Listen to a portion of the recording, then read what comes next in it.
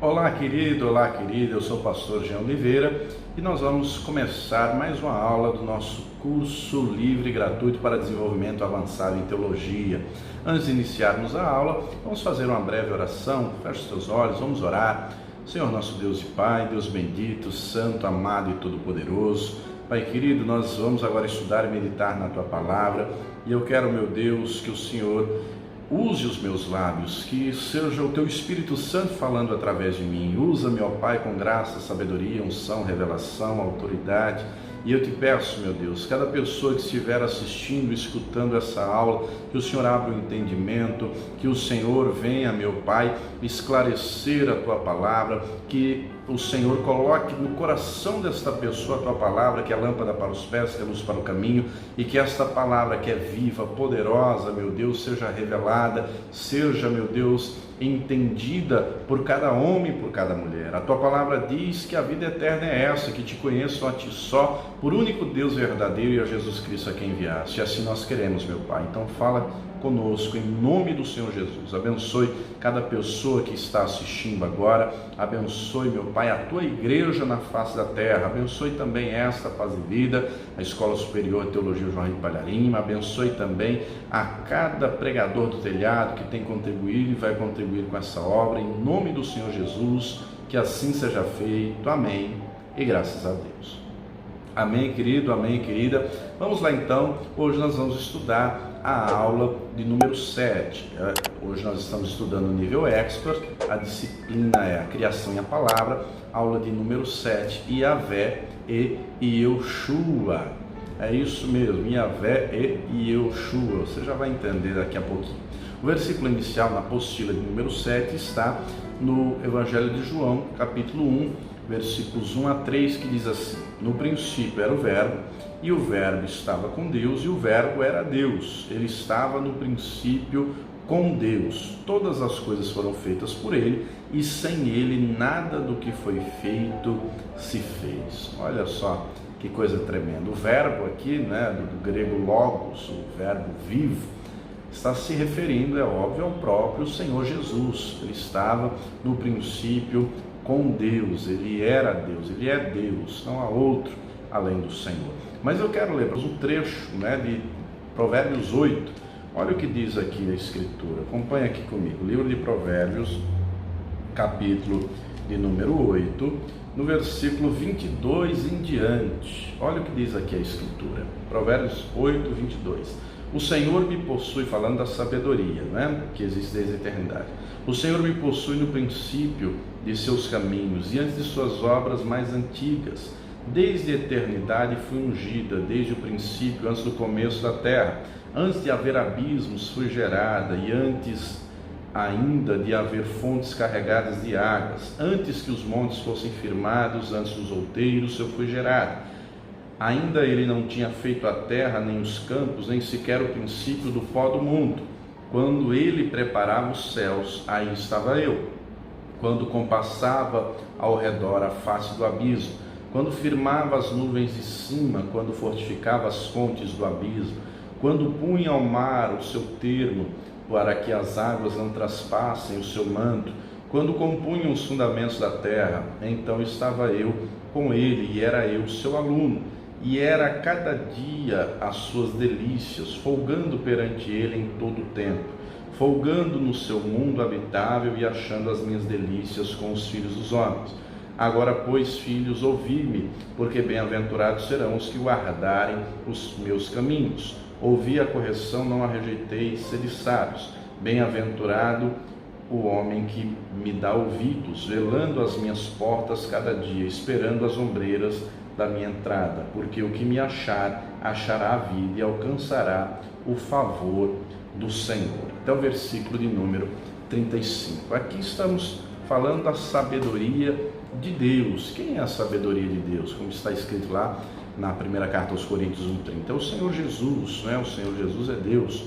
Nós vimos em aulas anteriores a respeito do processo de criação do universo, nós falamos das teorias, falamos da teoria da evolução, que é amplamente difundida, por Charles Darwin. Falamos também da teoria do Big Bang, que uma partícula primeiro existiu, explodiu e deu origem ao universo. Essa teoria também é amplamente difundida. E falamos a respeito da teoria do criacionismo, que é a teoria bíblica, né? De fato, como a palavra de Deus explica como tudo surgiu. O nosso Deus, ele é o Criador dos céus e da terra, ele é o Todo-Poderoso. No Salmo 19, olha o que diz aqui, acompanhe comigo. O Salmo de número 19, verso 1 diz assim: os céus manifestam a glória de Deus, e o firmamento anuncia a obra das suas mãos. O nosso Deus, ele é todo-poderoso, ele cria e faz todas as coisas. Então, na aula de hoje nós vamos ver Yahvé e Yeshua no processo da criação. No Antigo Testamento, quando o Senhor se apresenta, né? Lembrando, estamos falando aqui do poder da palavra, né? A criação e a palavra. Lembrando que Deus, Gênesis capítulo 1, ele falou e as coisas foram existindo, assim que se deu o processo do criacionismo. Então, muito bem. Livro do Êxodo, capítulo 3, versículo de número 14. Êxodo 3,14, quando Deus se identifica a Moisés, ele diz o seguinte, Êxodo 3,14: e disse Deus a Moisés: eu sou o que sou. Disse mais: assim dirás aos filhos de Israel: eu sou, me enviou a vós. A expressão eu sou, se você abrir a sua Bíblia, você vai ver que estão com letras maiúsculas, tanto eu sou que sou, como eu sou com letras maiúsculas, porque no hebraico, no original que foi escrito no Antigo Testamento, está escrito o tetragrama sagrado, né? O nome do Senhor, as 4 letras, né? YHVH. A pronúncia mais próxima, muitos estudiosos dizem que seria Yahvé, né? Então, Yahvé é o nome do Senhor, eu sou o que sou. E com o tempo, né, a primeira tradução bíblica, que foi a Septuaginta, que foi a tradução do Antigo Testamento hebraico para o grego, essa tradução foi feita a pedido do rei Ptolomeu do Egito. Ele deu essa instrução a 70 escribas judeus, e eles que foram os responsáveis por fazer a tradução. No momento que eles traduziram a Bíblia para o grego, eles tiveram temor de violar o mandamento, não tomaram o nome do Senhor em vão. Então, eles, ao invés de colocarem Yahvé, o tetragrama, eles colocaram a palavra Adonai, que Adonai significa Senhor. Somente depois de séculos e séculos, já no século XVI, é que houve a mistura das vogais de Yahvé com Adonai, e passou-se então nas traduções a utilizar a palavra Jeová, não é? Foi a mistura das palavras Yahvé, dos nomes Yahvé e Adonai. A palavra Adonai significa Senhor, por isso geralmente você vai ler no Antigo Testamento Senhor com letras maiúsculas. Bom, já no Novo Testamento, na Nova Aliança, o Senhor, o Criador, né, o Senhor Jesus, ele se apresenta como Yeshua. A expressão Yeshua significa o Senhor salva, não é o nome Yeshua. Lá em Mateus capítulo 1, versículo 21, vamos ler aqui. Evangelho de Mateus, capítulo de número 1, versículo de número 21, está escrito o seguinte: e ela dará à luz um filho, e lhe porás o nome de Jesus, porque ele salvará o seu povo dos seus pecados. Então, Yeshua, o nome de Jesus, né, significa o Senhor salva. E o propósito da vinda do Senhor Jesus era de fato trazer salvação, trazer libertação. Ele mesmo prometeu dizendo, João 10, verso 10, a parte final, ele disse que veio para nos dar vida e vida com abundância. Agora é óbvio que nós temos, né, uma condição essencial para interagir com Deus, é ter fé, acreditar. Hebreus capítulo 11, versículo 6, está escrito: sem fé é impossível agradar a Deus, porque é necessário crer que Ele existe e que Ele é galardoador daqueles que o buscam. Também está escrito em Hebreus 11, no versículo 3, que pela fé entendemos que os mundos, pela palavra de Deus, foram criados. Então, a palavra de Deus é poderosa, ela é viva. Aquilo que o Senhor fala acontece infalivelmente. Assim aconteceu no processo da criação e assim acontece até hoje, né? Aquilo que Deus fala se cumpre infalivelmente. Mas continuando aqui na apostila, na página de número 2, as escrituras, né, não apresentam duas divindades, apresentam uma só. Aqui na apostila, na página número 2, fala o seguinte: Yahvé é alicerce, rocha, aí tem aqui o versículo de Isaías 44:8, ele é Senhor, Isaías 45:21, Salvador, Todo-Poderoso, é Deus desde a eternidade, é Criador, é o princípio e o fim, é pastor, é rei, é imutável. E Yeshua, já no Novo Testamento, é alicerce, rocha, Romanos 9:33, é Senhor, Apocalipse 22:21, é Salvador, Todo-Poderoso, Deus desde a eternidade, Criador, princípio e fim, pastor, rei e também imutável. Todas as referências bíblicas, né, a respeito de cada um desses adjetivos estão aqui na apostila e você pode também conferir. Mas é interessante, amados, que nós vemos no Novo Testamento, a palavra diz em João 1,14 que o Verbo se fez carne e habitou entre nós. Então o Senhor Jesus resolveu, né, veio, esteve, habitou entre o povo, entre os homens, né? E é interessante, queridos, que a palavra traz orientações maravilhosas, né?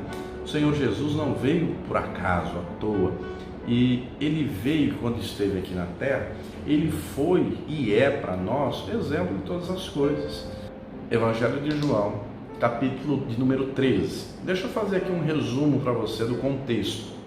O Senhor Jesus havia celebrado a ceia. Os discípulos, como ainda não tinham o Espírito Santo, não tinham entendimento das coisas. Muito bem, lá em Lucas 22 diz que houve entre eles uma contenda a respeito de qual deles era o maior. E o Senhor Jesus pega, manda todos se assentarem, está aqui em João 13, e à medida que eles se assentam, ele tira a parte de cima do manto, né, como se fosse aqui eu tirar o paletó, pega uma toalha, coloca na cintura, coloca no ombro, aliás, e ele começa a lavar os pés dos discípulos. E terminando de lavar os pés, ele vai dizer o seguinte, João 13, versículo de número 15, diz assim: porque eu vos dei o exemplo, para que como eu fiz, façais vós também. Olha só, o Senhor Jesus nos deu o exemplo de como nós devemos agir, como nós devemos viver, como nós devemos nos comportar, né? Sempre obedecendo. E ele não só obedeceu ao Pai. Lá em Hebreus 5, olha só, Hebreus 5, versículo de número 9, vai dizer o seguinte, Hebreus 5, verso 9 diz assim: e sendo ele consumado, veio a ser a causa de eterna salvação para todos os que lhe obedecem. Só que ele não só obedeceu ao Pai, ele agradou. E existe uma larga diferença entre só obedecer e agradar. Lá em João 8, 29, volte lá comigo no Evangelho de João, no capítulo 8, no versículo 29, está escrito assim: e aquele que me enviou está comigo, o Pai não me tem deixado só, porque eu faço sempre o que lhe agrada. Olha só, o Senhor Jesus não só obedeceu ao Pai, mas ele também fez aquilo que agradava. E eu pergunto a você, meu amigo, a você, minha amiga, a você que me assiste agora, você tem agradado a Deus? Você tem agradado ao Pai? As suas atitudes, as suas palavras, os seus pensamentos, os seus olhares, têm agradado a Deus? O Senhor Jesus não só obedeceu, mas também agradou. E assim também nós, né? Ele mesmo disse que o servo que só faz o que é mandado, Lucas 17, versículo 10, o servo que só faz o que é mandado é inútil. Então, meu querido, minha querida, nós não podemos ser inúteis, nós não podemos tão somente obedecer. Deus espera que o agrademos, só que Ele não obriga ninguém a isso. Isso Ele espera voluntariamente da nossa parte, que queiramos estar com Ele, que desejemos a presença dEle, que praticar a palavra dEle seja algo agradável para nós, né? Nós vivemos no tempo do fim, vivemos dias terríveis, vivemos tempos trabalhosos. Muita gente hoje consegue tempo para tantas atividades, para tantas coisas, menos para Deus. Então, meu querido, minha querida, faça uma reflexão, faça uma introspecção, olhe para dentro de você. Como você tem vivido esses dias? Você tem agradado a Deus ou tem vivido longe dele? Procure agradar, se esforce para isso. Então, muito bem, o Senhor Jesus nos deu exemplo. Paulo, orientando a Timóteo e a Tito, ele vai dizer no mesmo sentido, que nós temos que ser o exemplo. Vamos lá, pegue aí comigo a palavra, primeira carta de Paulo a Timóteo, capítulo 4, versículo de número 11, Paulo orientando Timóteo diz assim: manda essas coisas, ensina-as, ninguém despreze a tua mocidade, mas seu exemplo dos fiéis, na palavra, no trato, no amor, no espírito, na fé, na pureza, persiste em ler, exortar e ensinar até que eu vá. Na carta de Tito, Paulo vai dizer no mesmo sentido. Olha a orientação que Paulo vai dar aqui a Tito. Carta de Tito, se você tiver aí na carta de Paulo a Timóteo, passa algumas páginas à direita. Carta de Paulo a Tito, capítulo 2, verso 7, diz assim: tudo te dá, por exemplo, de boas obras na doutrina, mostra incorrupção, gravidade, sinceridade, linguagem sã e irrepreensível, para que o adversário se envergonhe, não tendo nenhum mal que dizer de nós. Olha só.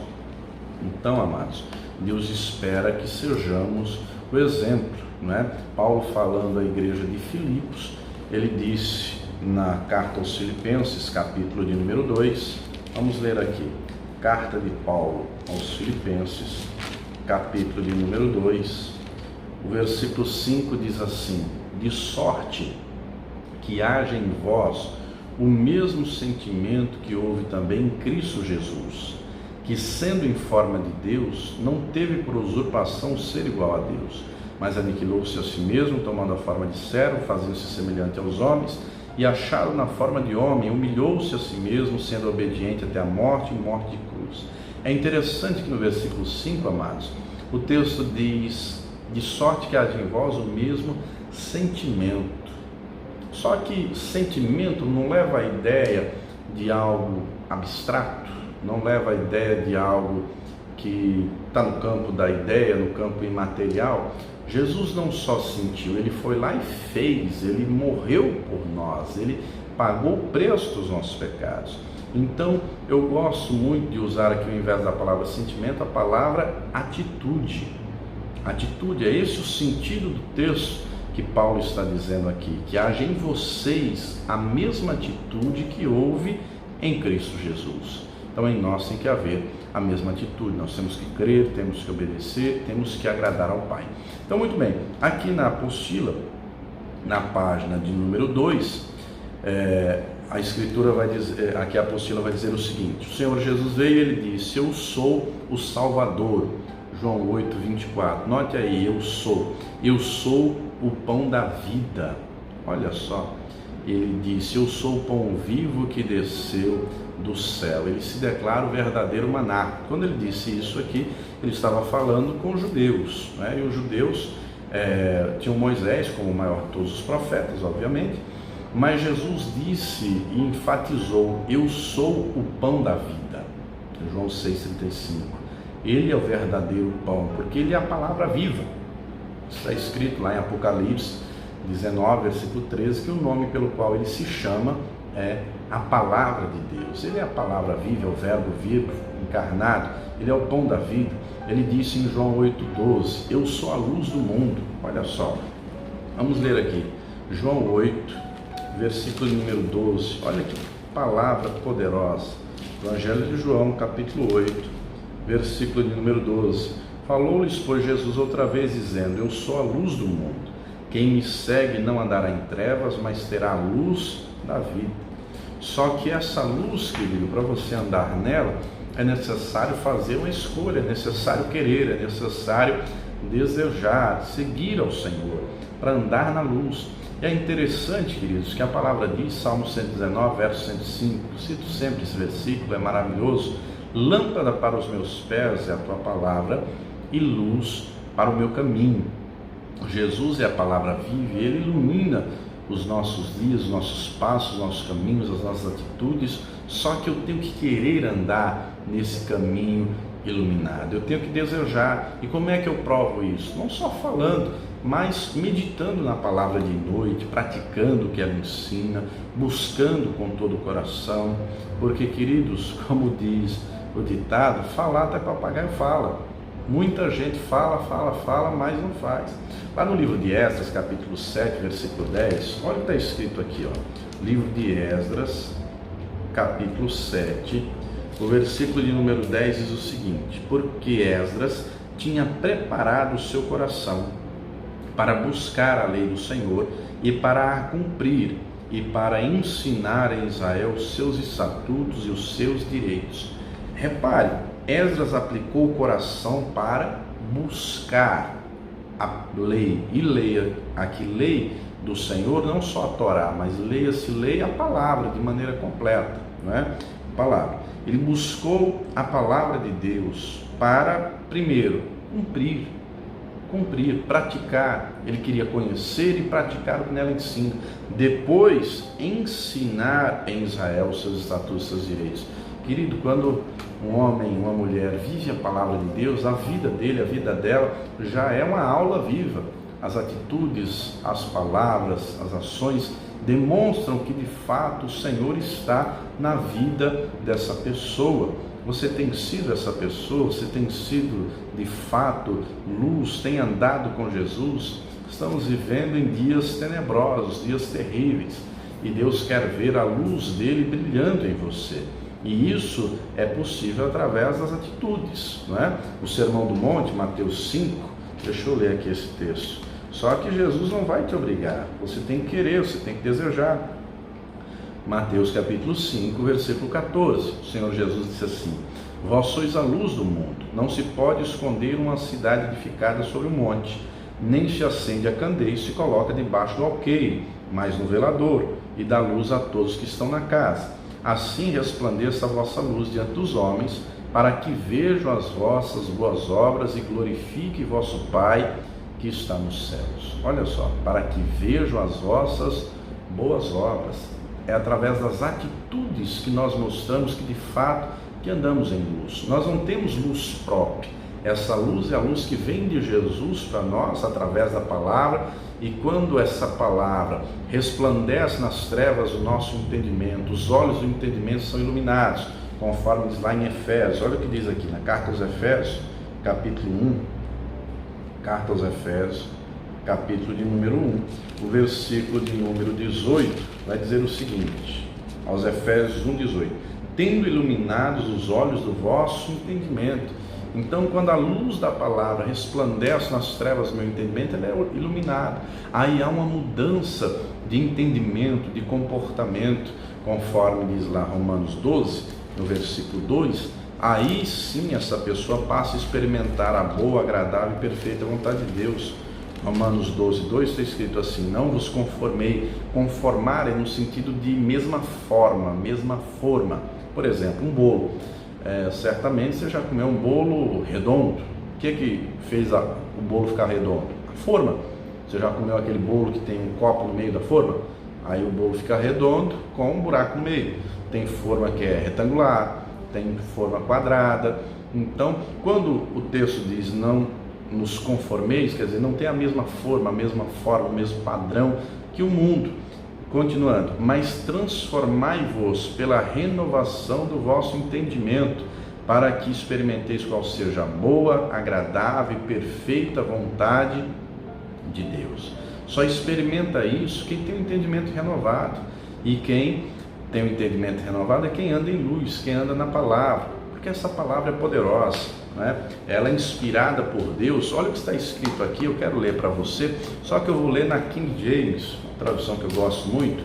Segunda carta de Paulo a Timóteo, no capítulo 3, no versículo de número 16, diz assim: toda a escritura é inspirada por Deus e proveitosa para ministrar a verdade, para repreender o mal, para corrigir os erros e para ensinar a maneira certa de viver, a fim de que todo homem de Deus tenha capacidade e pleno preparo para realizar todas as boas ações. É assim que nós testificamos que estamos em luz. Jesus é a luz, Ele é a luz, não é? Ele é a fonte de luz, de verdade.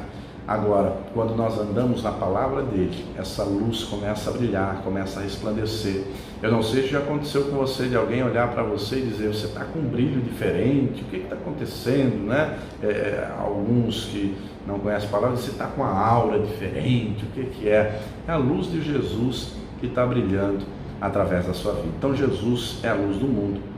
A palavra diz, né, aliás, a apostila diz que ele mesmo disse: eu sou de cima, João 8,23, eu sou o eterno, né? Ele é a porta, João 10,9. É importante, amados, deixa eu lhe explicar isso. A caminhada com o Senhor, poderíamos dizer que tem pelo menos 3 grandes etapas. Como assim, pastor? Você pode se perguntar. A primeira etapa é a porta. João 10,9, o Senhor Jesus disse o seguinte, vamos ler aqui. Evangelho de João, capítulo 10, versículo de número 9, ele disse assim: eu sou a porta. Se alguém entrar por mim, salvar-se-á, e entrará e sairá, e achará pastagens. Então, Jesus é a porta. Não tem como, não é, a pessoa querer vida eterna sem Jesus. Ele é a porta. Então, a pessoa entra para encontrar salvação. Encontra pastagem. A pastagem aqui representa o descanso, representa refrigério. Muito bem. Então, a primeira etapa seria a porta. A segunda etapa seria o caminho. Entrou pela porta, mas tem um caminho a percorrer. Aqui mesmo em João 14, no versículo de número 6, o Senhor Jesus vai dizer o seguinte: disse-lhe Jesus, eu sou o caminho, a verdade e a vida. Ninguém vem ao Pai senão por mim. Dizem por aí, não é, popularmente conhecido, de dizer que todas as religiões, todos os caminhos levam a Deus. Não, só existe um caminho que leva a Deus, e esse caminho tem nome, é Jesus Cristo. Então, a pessoa que quer a salvação, a vida eterna, tem que entrar pela porta, que é Jesus, tem que percorrer o caminho que é o Senhor Jesus. E esse caminho tem que ser em direção a um alvo. Quem é esse alvo? Lá na carta de Paulo aos Filipenses, capítulo número 3, vamos lá, vamos comigo. Carta de Paulo aos Filipenses, no capítulo de número 3, o apóstolo Paulo vai dizer o seguinte, no versículo de número 13: irmãos, quanto a mim, não julgo que o haja alcançado, mas uma coisa faço, e é que, esquecendo-me das coisas que atrás ficam e avançando para as que estão diante de mim, prossigo para o alvo, pelo prêmio da soberana vocação de Deus em Cristo Jesus. Então, o Senhor Jesus é a porta, o Senhor Jesus é o caminho, e Ele também é o alvo, né? Ele é o alvo. Ainda na apostila, na página número 3, o Senhor Jesus vai dizer assim: eu sou o bom pastor. Olha que palavra tremenda, né? O povo de Israel entendia bem esse contexto, porque eles criavam ovelhas, né? Eles tinham criações de ovelhas, de bodes. E eu não sei se você já criou ovelhas, se você já criou algum animal. Os meus pais, até hoje, eles criam, né? Eles moram lá no interior do Piauí. E até hoje eles criam ovelhas, bodes, gado, galinhas. E é impressionante o relacionamento que o pastor tem com os seus animais. O meu pai, ele chama as ovelhas, ele tem lá o chamamento, ele chama e as ovelhas vêm com ele. E elas vão todas para o curral e entram no curral e ficam lá. Agora os bodes são brutos. Você sabe como é que bode briga, né? Bode briga batendo cabeça. Bode é bruto, é rebelde. Olha só. O Senhor Jesus disse aqui em João 10, vamos ler aqui o texto. João capítulo 10, ele diz que é o bom pastor. Ele diz mais, ele não diz só eu sou o bom pastor. João 10, ele vai dizer o seguinte, no versículo 14: eu sou o bom pastor e conheço as minhas ovelhas, e das minhas sou conhecido. No versículo 11 ele disse assim: eu sou o bom pastor, e o bom pastor dá a vida pelas suas ovelhas. Então, quem é ovelha do rebanho do Senhor Jesus, é óbvio que ele está fazendo analogia, né? Por quê? Porque a ovelha é um animal extremamente obediente, um animal dócil. Ovelha não é um animal rebelde, desobediente, não, é um animal que obedece. Aqui mesmo em João 10, no versículo 27, o Senhor Jesus diz assim: as minhas ovelhas ouvem a minha voz, e eu conheço-as, e elas me seguem. Olha só, como é que você tem se comportado? Você tem sido ovelha do rebanho do Senhor Jesus ou tem sido bode? Lembrando que isso é muito sério, né? E o Senhor Jesus, falando sobre o fim lá em Mateus capítulo 25, ele vai fazer uma analogia. Ele diz o seguinte, você pode conferir aí na Escritura, Mateus 25, do versículo 31 em diante. Deixa eu ler para você, olha o que diz aqui, Mateus 25, 31. E quando o Filho do Homem vier em sua glória, e todos os santos anjos com ele, então se assentará no trono da sua glória, e todas as nações serão reunidas diante dele, e apartará uns dos outros, como o pastor aparta dos bodes as ovelhas, e porá as ovelhas à sua direita, mas os bodes à esquerda. E você, meu amigo, minha amiga, que lado você ficará? Lembre-se que a escolha é sua. Ele é o bom pastor, ele quer salvar a todos. Está escrito, primeira carta de Paulo a Timóteo, capítulo 2, versículo 4, que Deus quer que todos os homens sejam salvos e venham ao conhecimento da verdade. Agora, a escolha é sua.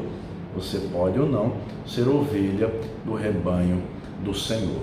Muito bem, ele é o bom pastor. Ele diz mais, aqui na apostila está escrito: eu sou a ressurreição e a vida. Olha só, quando o Senhor Jesus vem até Marta e Maria, Lázaro já havia morrido, e o Senhor Jesus diz essas palavras: eu sou a ressurreição e a vida. Que palavra maravilhosa, né? Ele é o caminho, a verdade e a vida, ele é a videira verdadeira. E esse texto, amados, Deus, João capítulo 15, fala muito para nós, né? Vamos conferir lá, porque tem muitos cristãos que não entenderam a sua responsabilidade diante do Senhor. Querido, no reino de Deus não tem plateia, no reino de Deus tem filhos, tem servos, tem aqueles que andam com o Senhor, tem quem dá fruto e quem não dá. João capítulo 15, deixa eu ler esse texto para você. Está escrito assim, João 15, verso 1, eu sou a videira verdadeira e meu pai é o lavrador. Toda vara em mim que não dá fruto, atira, e limpa toda aquela que dá fruto, para que dê mais fruto. Vamos entender aqui algo breve, rápido. Primeiro fruto, amados, que todos os cristãos têm que ter, todos, indistintamente, é aquilo que alguns chamam de fruto de conversão. O que é o fruto da conversão? Aquilo que testifica que de fato Jesus habita na pessoa. Como é esse fruto? É o que está lá em Gálatas 5:22, mas o fruto do Espírito é amor, alegria, paz, né? Tem lá aquelas 9 características. Então, a pessoa que anda com Jesus, ela se torna amorosa, ela se torna alegre, pacífica, mansa, longânima, benigna, bondosa, ela se domina. Então, ela começa a ter essas características, fruto de conversão. Mas além de ter este fruto, né, e esse fruto que garante a salvação, não é? Tem gente que confunde muitas vezes fruto com dom, são coisas diferentes, não confunda. O fruto é o nosso caráter diante de Deus, né? Ou melhor dizendo, o caráter de Jesus no cristão. Gálatas 5:22 assim, mas o fruto do Espírito e vem as 9 características. Eu gosto muito de uma expressão que diz assim, o fruto do Espírito é o caráter de Jesus no cristão, revelado através de 9 características. Você já tem essas 9 características? Se você ainda não tem, você precisa ter. Você tem que ser uma pessoa amorosa, uma pessoa alegre, uma pessoa mansa, uma pessoa pacífica, uma pessoa fiel ao Senhor, uma pessoa benigna, bondosa. Além deste fruto, nós temos que dar um outro fruto. Lá em João, capítulo 15, verso 16, o Senhor Jesus disse assim, deixa eu ler aqui: não me escolhestes vós a mim, mas eu vos escolhi a vós, vos nomeei para que vás e deis fruto, e o vosso fruto permaneça, a fim de que tudo quanto em meu nome pedis ao Pai, Ele vos conceda. Que fruto é esse aqui? Não é o mesmo de Gálatas 5:2, aqui é outro fruto. Aqui são almas, Lá em Provérbios 11:30, diz o seguinte, vamos lá, livro de Provérbios, capítulo de número 11, o versículo de número 30, vai dizer o seguinte, acompanhe aí comigo. Livro de Provérbios, capítulo 11, versículo 30 diz assim: o fruto do justo é árvore de vida, e o que ganha almas, sábio é. Olha só, então esse fruto aqui que o Senhor Jesus está falando são almas. É por isso que ele limpa aquele que dá fruto para que dê mais fruto. A pessoa que evangeliza, que fala do amor de Deus, que ganha almas para Jesus, não é? Ele limpa. Mas voltando lá em João 15, deu para você entender aí de que fruto estamos falando? João 15, verso 3, o Senhor Jesus diz assim: vós já estáis limpos pela palavra que vos tenho falado. Estai em mim, eu em vós. Como a vara de si mesma não pode dar fruto se não estiver na videira, assim também vós, se não estiverdes em mim. Eu sou a videira e vós as varas. Quem está em mim, eu nele, esse dá muito fruto, porque sem mim nada podeis fazer. Se alguém não estiver em mim, será lançado fora como a vara, e secará, e os colhem, e lançam no fogo, e arderá. Se vós estiverdes em mim, e as minhas palavras estiverem em vós, pedireis tudo o que quiserdes, e vos será feito. Olha que palavra poderosa. Nós temos que estar em Jesus, estar com Ele, junto com Ele. Muita gente às vezes confunde, né? Achando que Deus quer trabalhadores, só isso, tão somente isso. Não, querido, a primeira coisa que Deus quer é que nós estejamos com Ele. Nós estejamos com Ele. O trabalho para Ele se torna uma consequência. Aí o trabalho se torna prazeroso. Eu tenho prazer em dar aula, eu tenho prazer em pregar a palavra, porque eu estou com o Senhor. Quando eu estou com o Senhor, tudo aquilo que eu faço falando dele, em prol dele, não é pesado, não é cansativo. Agora, quando a pessoa não está nele, aí se torna pesaroso, se torna algo maçante, cansativo. Deus não quer ver você assim não, querido. Deus quer que você tenha prazer na presença dele. Deus quer que eu e você estejamos como Moisés, dizendo: mostra a tua glória, quero ver a tua glória, quero estar contigo. Como o salmista disse, Salmo 27:4, uma coisa pedi ao Senhor e a buscarei, que eu possa habitar todos os dias da minha vida no tabernáculo do Senhor, para aprender no seu santuário e contemplar a sua formosura. Quando nós estamos com Ele, querido, se torna natural falar dele, se torna natural trabalhar para Ele, e é algo prazeroso. Aí começa a nascer dentro de nós aquela sede de ver as pessoas se converterem, deixarem o pecado, serem libertas, viverem como diz a palavra, como Paulo disse aos Coríntios, 2 Coríntios 5:7, aquele que está em Cristo, nova criatura é, as coisas velhas já passaram, tudo se fez novo. Seja uma árvore frutífera, dê frutos, querido. À medida que você vai absorvendo a palavra, vá dando frutos, vá produzindo, não seja uma árvore estéril. Deixa eu te falar algo muito sério. Lá na carta aos Hebreus, capítulo 6, olha a importância de conhecer a palavra. Aos Hebreus, capítulo 6, no versículo de número 4, o texto vai dizer o seguinte: porque é impossível que os que já uma vez foram iluminados e provaram o dom celestial e se fizeram participantes do Espírito Santo e provaram a boa palavra de Deus e as virtudes do século futuro e recaíram, sejam outra vez renovados para arrependimento, pois assim, quanto a eles, de novo crucificam o Filho de Deus e o expõem ao vitupério. Olha só, o escritor aqui aos Hebreus está falando a um grupo que está firme na fé, na presença do Senhor, mas ele está o exemplo de um outro grupo que naufragou na fé. Este outro grupo, eles eram cheios do Espírito Santo, eles conheciam a palavra, só que eles se afastaram, desviaram. Qual era o contexto aqui, lá da época, né? A perseguição era tamanha aos cristãos que eles prendiam os cristãos, o exército romano, e diziam: ou você nega a Jesus ou você vai morrer, você vai ser torturado. E eles acabavam negando Jesus, lembrando que o próprio Senhor Jesus disse: ser fiel até a morte e dar-te a coroa da vida. Então, esses que negaram Jesus está sendo exemplo agora para outros que estão firmes na fé. Então o escritor está dizendo: olha, eles foram, eles crucificaram Jesus de novo, eles conheciam a palavra, eles não podiam ter negado, eles sabiam que Jesus disse: quem me confessar diante dos homens, eu confesso diante de Deus, quem me negar diante dos homens, eu nego diante de Deus. Mas Olha que texto poderoso, tem aqui no versículo 7, acompanhe comigo. Hebreus 6:7. Porque a terra, quem bebe a chuva, que muitas vezes cai sobre ela, e produz erva proveitosa para aqueles por quem é lavrada, recebe a bênção de Deus. Mas a que produz espinhos e abrolhos é reprovada, e perto está da maldição, o seu fim é ser queimada. Olha só, minha gente, aqui o escritor introduz uma parábola para demonstrar uma realidade espiritual. Terra não queima. A terra aqui, quem é a terra? Terra são as pessoas, somos nós. Quem bebe a chuva, que chuva é essa? É a palavra de Deus, né? Isaías 55:11, um texto que eu acredito que você já ouviu, né? Você que assiste aqui os cultos na Paz e Vida, assistiu já pregações com o pastor Joaquim Palharim, uma oração que ele sempre ora, ministra as mensagens, né? E com a tua palavra vá e produza o resultado para qual está sendo mandado. São trechos de Isaías 55:11, início do versículo. O Senhor diz assim: do mesmo jeito que a chuva e a neve caem no céu para lá não torna, assim será a palavra que sai da minha boca, não voltará para mim vazia. Então a chuva aqui representa a palavra.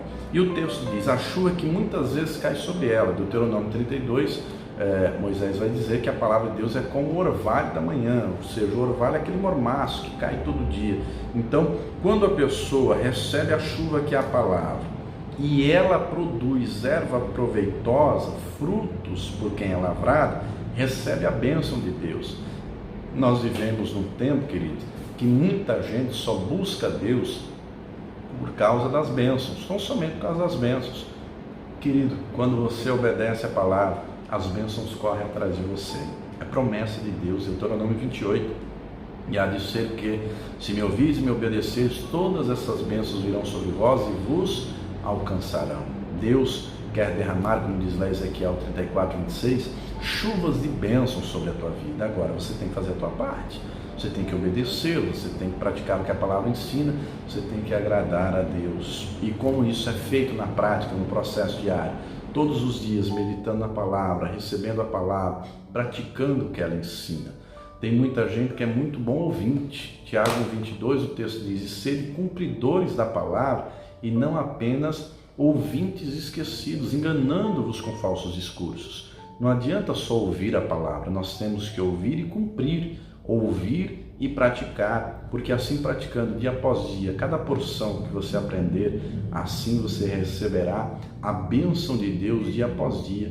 Só que aqui mesmo no texto traz um alerta, não é? No versículo 8 o texto diz: mas a que produz espinhos e abrolhos é reprovada e perto está da maldição, seu fim é ser queimada.